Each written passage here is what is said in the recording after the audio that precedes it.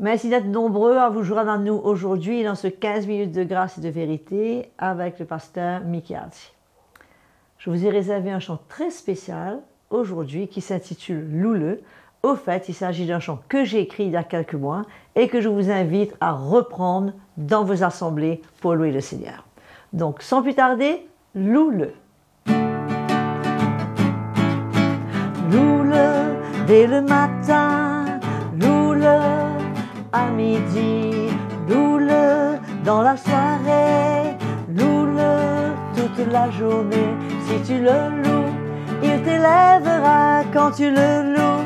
Tu triompheras si tu le loues de tout ton cœur, de toute ton âme.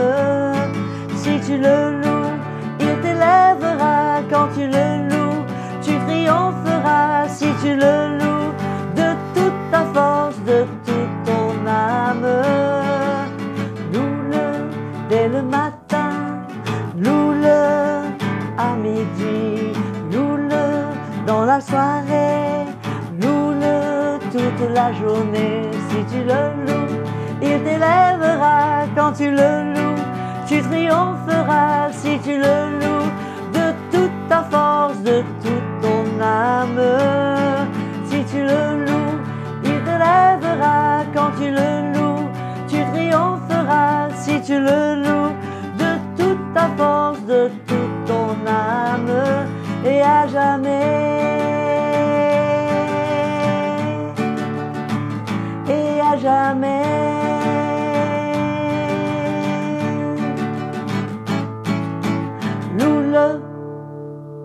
Voilà, comme je vous disais tout à l'heure, un chant à reprendre dans vos assemblées pour louer le Seigneur.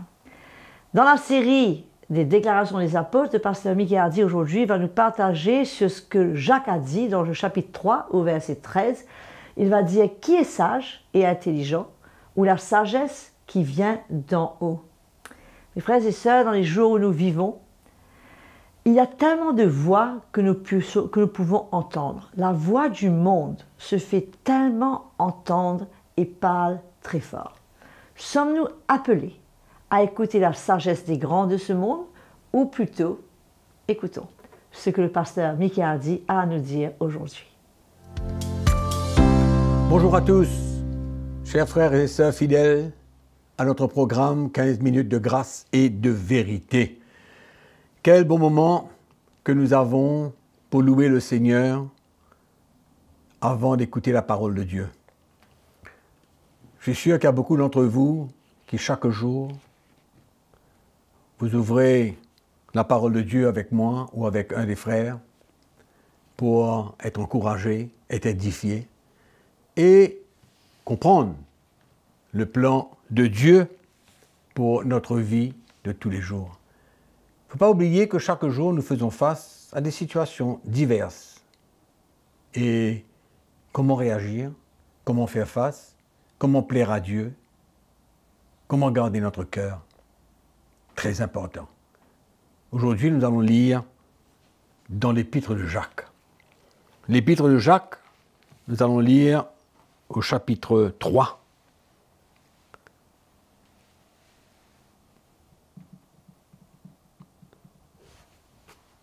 Chapitre 3, verset 13. Lequel d'entre vous est sage et intelligent? Qu'il montre ses œuvres par une bonne conduite avec la douceur de la sagesse. Mais si vous avez dans votre cœur un zèle amer et un esprit de dispute, ne vous glorifiez pas et ne mentez pas contre la vérité. Cette sagesse n'est point celle qui vient d'en haut, mais elle est terrestre, charnelle et diabolique.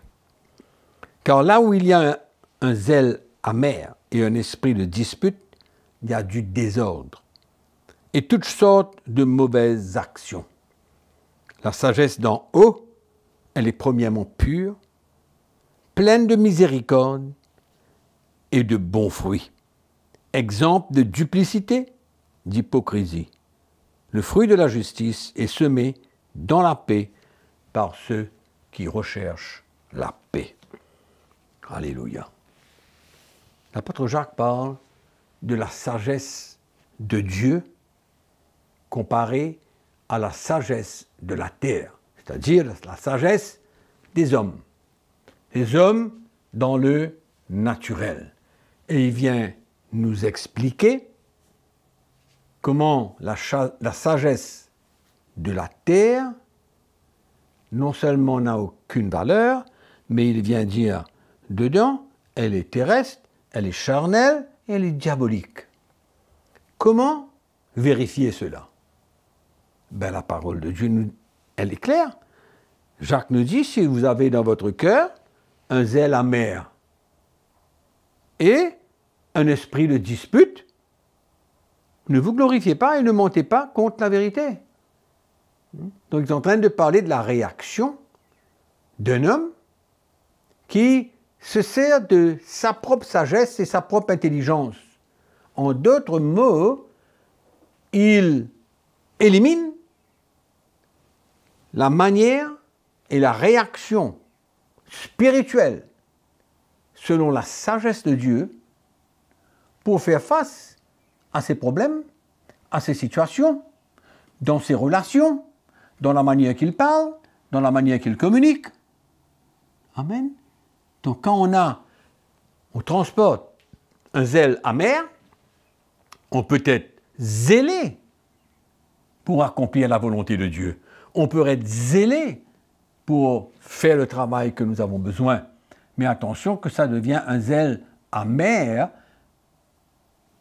et un esprit de dispute. Amen. Là, à ce moment-là, l'apôtre Jacques vient nous dire que ne vous glorifiez pas et ne mentez pas contre la vérité.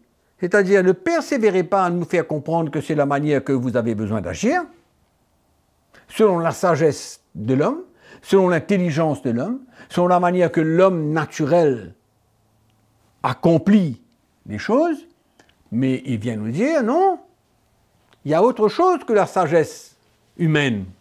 Il y a la sagesse de Dieu. Et c'est ça qui nous intéresse. Et c'est ça que l'apôtre Jacques veut nous enseigner et veut nous faire comprendre. Amen. Il dit là, où il y a un zèle amer et un esprit de dispute, il y a du désordre et toutes sortes de mauvaises actions. Voilà comment ça va se terminer. Voilà quelle est l'atmosphère que ça va générer. Voilà quelle est l'attitude qui va se manifester quand on transporte un zèle amer et un esprit de dispute. C'est la sagesse terrestre, charnelle et diabolique. En d'autres mots, c'est la manière que les hommes dans ce monde comprennent les choses et agissent.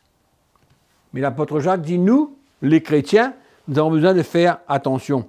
Parce que la sagesse d'en haut, c'est la sagesse de Dieu, bien sûr, la sagesse d'en haut, il vient nous dire, est premièrement pure. Ensuite, pacifique, modérée, conciliante, pleine de miséricorde et de bons fruits. Exemple de duplicité et d'hypocrisie. Voilà la sagesse de Dieu. Amen. Voilà comment les choses doivent se passer dans la vie des chrétiens. Dans notre communion fraternelle, dans notre manière de reprendre les gens. Ben oui.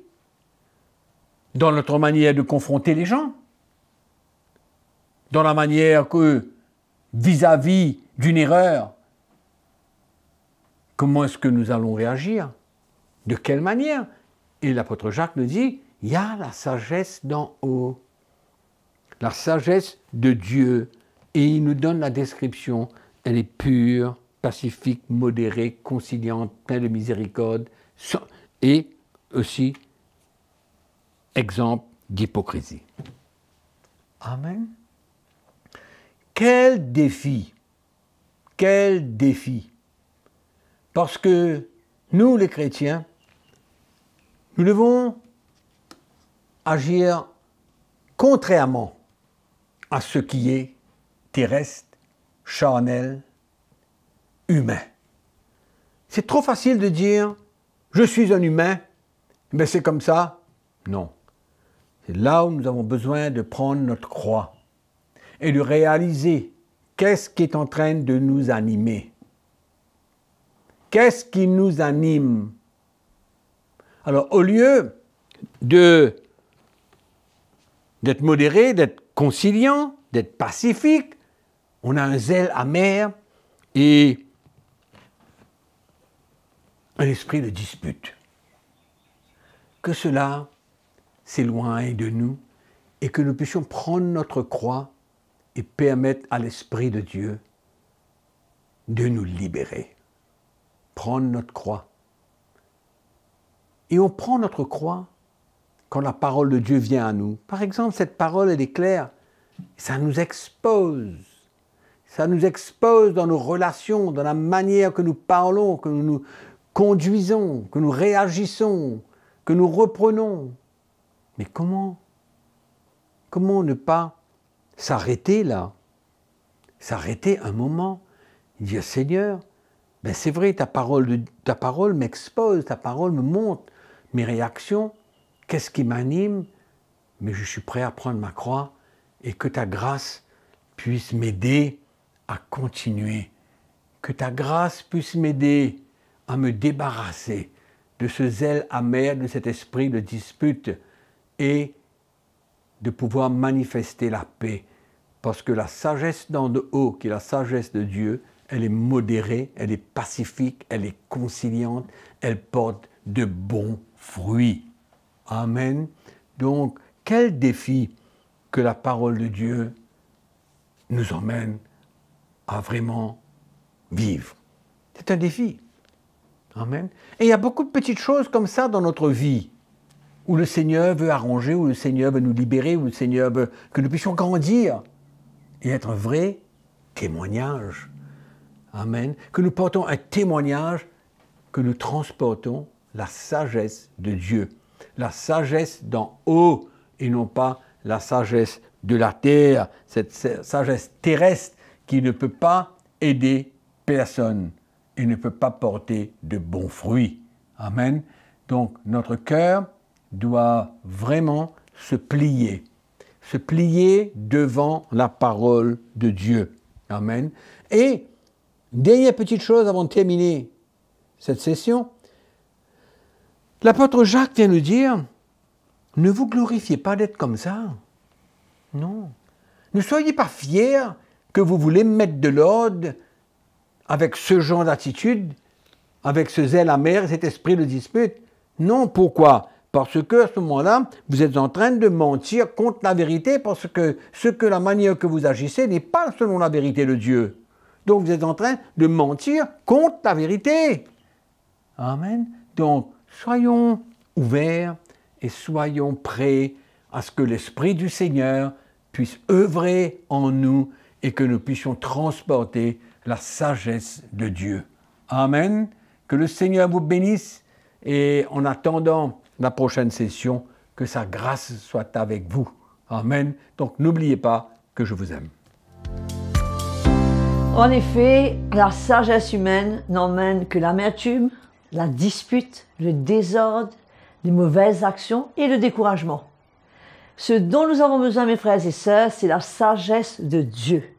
Pour notre marche avec le Seigneur, d'une part, et aussi pour notre service pour le Seigneur. Pour parler, pour encourager, pour communiquer et parler à d'autres de la part du Seigneur. Donc, mes frères et sœurs, c'est un grand défi, car nous, chrétiens, nous devons agir selon notre cœur et pour cela, bien souvent, il nous faut nager à contre-courant. Disons non à la sagesse du monde et oui à la sagesse de Dieu. Merci à vous tous qui avez été avec nous. Si vous ne l'avez pas encore déjà fait, je vous encourage à souscrire à la chaîne CTMA YouTube et surtout à cliquer sur cette fameuse clochette afin d'activer les notifications et être informé à chaque fois que nous postons quelque chose qui va vous bénir. Et surtout ne pas oublier de partager un petit pouce et partager ce message avec un maximum de personnes autour de vous. Que le Seigneur continue à vous bénir, à vous encourager et à se servir de vous. Je vous dis à très bientôt.